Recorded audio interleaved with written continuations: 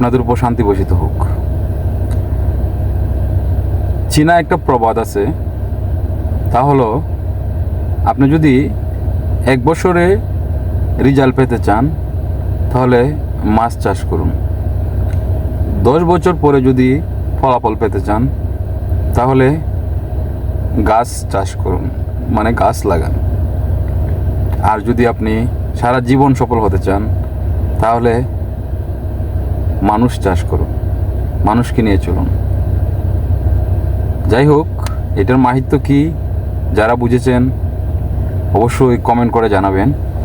আর এর ভিতরে অন্য একটা টপিকে চলে যাই। আমরা মানুষ কারো সফলতা সহ্য করতে পারি না, কেন জানি আমরা মানুষ এই হিংসাটা আমাদের অন্তরে লালন করি। একজনের সফলতা এটা আমাদের সহ্য হয় না কেন? একটা স্কুলের সমাপনী অনুষ্ঠানে অনেক ছাত্ররা ওইখানে উপস্থিত ছিলেন। টিচার তাদেরকে বললেন যে তোমাদের হাতে যে বেলুনগুলা রয়েছে ওই বেলুনগুলার মধ্যে তোমাদের নামগুলা লিখে ওইটা হলরুমে ছেড়ে দাও। তো সবাই যথারীত সেই কাজটাই করলো, প্রত্যেকের নিজের নাম লিখে হলগুলাতে ছেড়ে দিল বেলুনগুলা। কিছুক্ষণ পরে টিচার বললেন যে তোমাদের বেলুনগুলা খুঁজে নিয়ে আসো, যার যে নামটা লিখেছিলে ওই বেলুনটা খুঁজে নিয়ে আসো। অনেকক্ষণ খোঁজাখুঁজির পরেও কেউ আর বেলুনগুলা পাচ্ছে না। তখন টিচার সবার উদ্দেশ্যে বললেন যে যার হাতে যে বেলুনটা বা যার পাশে যে বেলুনটা সেইটা নিয়ে যার নাম লেখা তার কাছে পৌঁছে দাও। মুহূর্তের মধ্যে প্রত্যেকের বেলুন প্রত্যেকের হাতে পেয়ে গেল। এইখানে একটা বিষয় শিক্ষণীয়, আমরা যখন অন্যকে হেল্প করব, অন্যকে বিজয়ী করব, তখন আমরা নিজে জিতে যাব। আর আমরা যখন অন্যের উপরে ওটা সহ্য না করে ওকে নিচে নামানোর চেষ্টা করি, তখন আসলে আমরা নিজেই অনেক নিচে নেমে যাই। তাই সফল হতে হলে আপনাকে অন্যকে জিতাতে হবে, পাশের মানুষটাকে জিতাতে হবে, সহপাঠীকে জিতাতে হবে, আপনার সহকর্মী, কলিগ, যারা আপনার সাথে কাজ করে, বন্ধুবান্ধব, তাদেরকে জিতানোর চিন্তাভাবনা আপনার মানসিকতায় থাকতে হবে।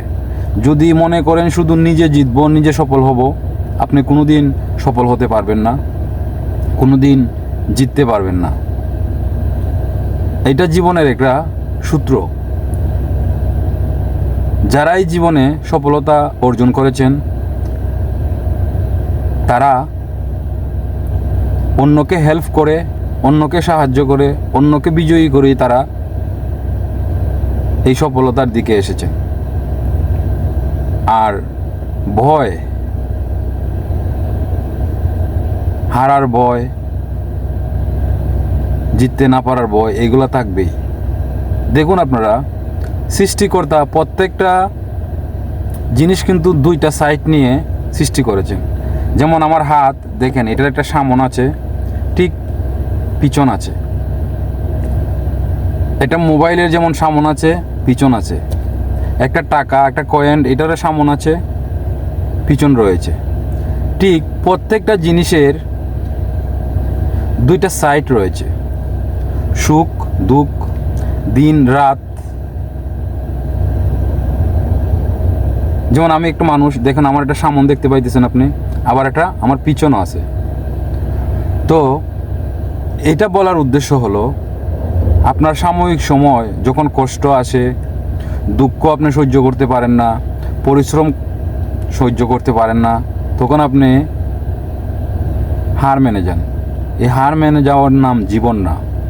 আপনি হয়তো এখন কষ্ট করতেছেন, দুঃখ সহ্য করতেছেন, দুঃখের পরে কিন্তু সুখ আসে, কষ্টের পরেই কিন্তু আরাম আসে। আপনি যে কাজটা করতেছেন এটা পরিশ্রম হইতে পারে, কিন্তু একটা সময় এর চেয়ে ভালো, এর চেয়ে বেটার অপরচুনিটি আপনার সামনে আসবে। তার মানে এই না যে আমার সারা জীবন এই কাজই করতে হবে, এই কষ্টই করতে হবে।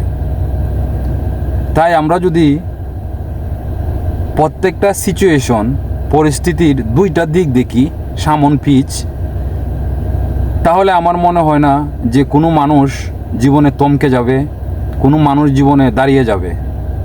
দাঁড়িয়ে থাকার নাম জীবন না, চলার নামই জীবন। প্রত্যেকটা কাজ সঠিকভাবে পরিসমাপ্ত করাই হলো সফলতার ধার কাছে যাওয়া। কোনো কাজ যদি আমরা সঠিকভাবে না করি, কিছু করলাম, করার পরে বন্ধ করে দিলাম, আর ভালো লাগে না, তাহলে তো আপনি সফলতা অর্জন করতে পারবেন না। আর বর্তমান সময়ে সোশ্যাল মিডিয়া, বিভিন্ন সামাজিক প্ল্যাটফর্ম, আসলে আমাদের যে লক্ষ্য ওইটা আমরা স্থির করতে পারি না একটা জায়গায়। 10 মিনিট আগে একটা জিনিস চিন্তা করছি, 10 মিনিট পরে আরেকটা জিনিসের দিকে মন চলে গেছে। তো এইভাবে আসলে কোনো কাজ কমপ্লিট করা যায় না, শেষ করা যায় না। তাই সময় নিন, ধৈর্য ধরুন, জীবনকে এগিয়ে নিয়ে যান, আর সবসময় ভালো চিন্তা করুন, পজিটিভ চিন্তা করুন। আপনার ওইখান থেকে কিন্তু আপনার দুনিয়া শুরু। আপনার দেখবেন যে কোনো জিনিস করার আগে শুরুতেই আপনার ওইখানে আসে। কোনো কাজ করার আগে এটা দুইবার করতে হয়, একবার ব্রেইনে চিন্তা করতে হয়, পরবর্তীতে বাস্তবে রূপান্তরিত করতে হয়। তো আপনি যখন বীজটাই মাথাতে ডালবেন, তখন পজিটিভ ভালো চিন্তা করেই চিন্তাটা করবেন, দেখবেন ফলাফলও ইনশাআল্লাহ ভালোই আসবে। তাই মানুষের কল্যাণে কাজ করুন, মানবতার কল্যাণে কাজ করুন, মানুষের ক্ষতির চিন্তাও করবেন না। মানুষের উপকার না করতে পারেন, ক্ষতির চিন্তাও করবেন না।